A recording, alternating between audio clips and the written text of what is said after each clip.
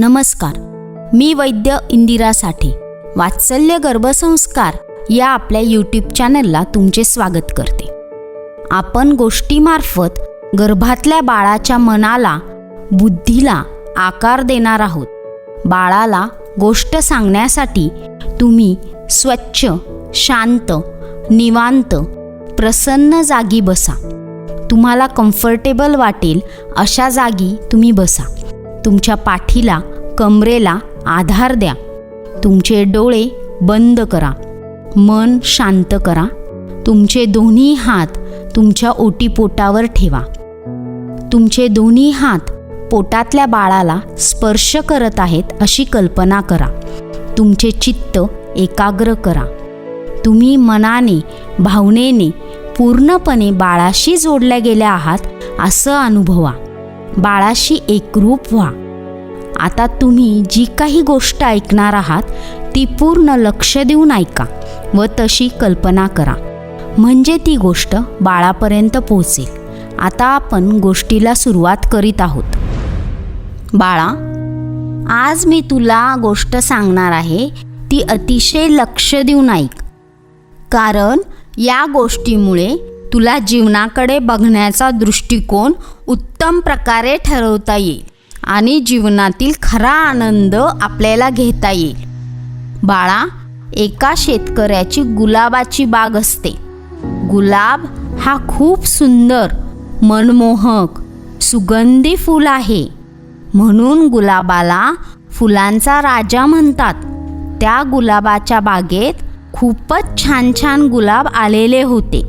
तर त्या बागेत एकदा सकाळी एक व्यापारी येतो. तो व्यापारी हा गुलाबाचे ताटवे पाहून त्या शेतकऱ्याला म्हणतो की एक गुलाब 10 रुपयाला विकला जाईल.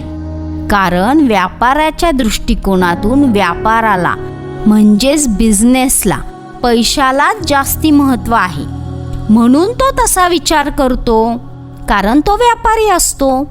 बाळा, व्यापारी असे म्हणाला की संध्याकाळी ही हजारो रुपये म्हणजे या फांद्यांना सुकलेल्या नोटा ठरतील जर तू हे वेळेत काढले नाही तर. तेव्हा ताबडतोब त्यांना घेऊन बाजारात विक्रीसाठी जा.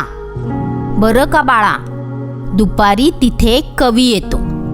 ते नानारंगी गुलाब व त्यांच्या वाऱ्याबरोबर दरवळणारा तरल सुगंध त्याने तो कवी मोहरून जातो आणि तो म्हणतो, वा, या गुलाबांमुळे तर मला माझ्या प्रियसीच्या गुलाबी गालांचीच आठवण येत आहे.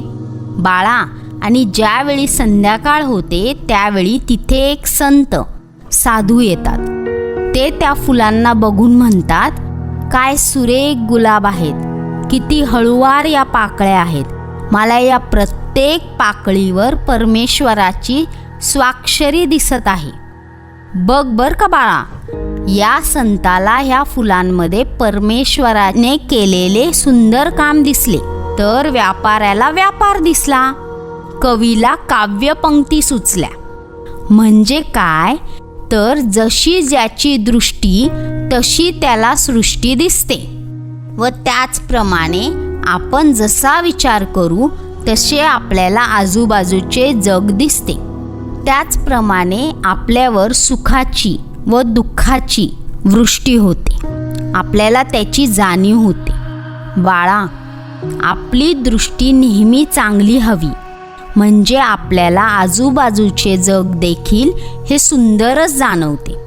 आपली दृष्टी जर चांगली असेल तर आपल्याला आजूबाजूला काहीच निगेटिव्ह दिसत नाही व त्यामुळे आपण नेहमी आनंदी आणि सुखी राहू शकतो. बाळा, तू सुद्धा याचप्रमाणे तुझी दृष्टी अतिशय पॉझिटिव्ह आणि सकारात्मक ठेव, म्हणजे तुला जीवनाचा खरा आनंद घेता येईल. धन्यवाद.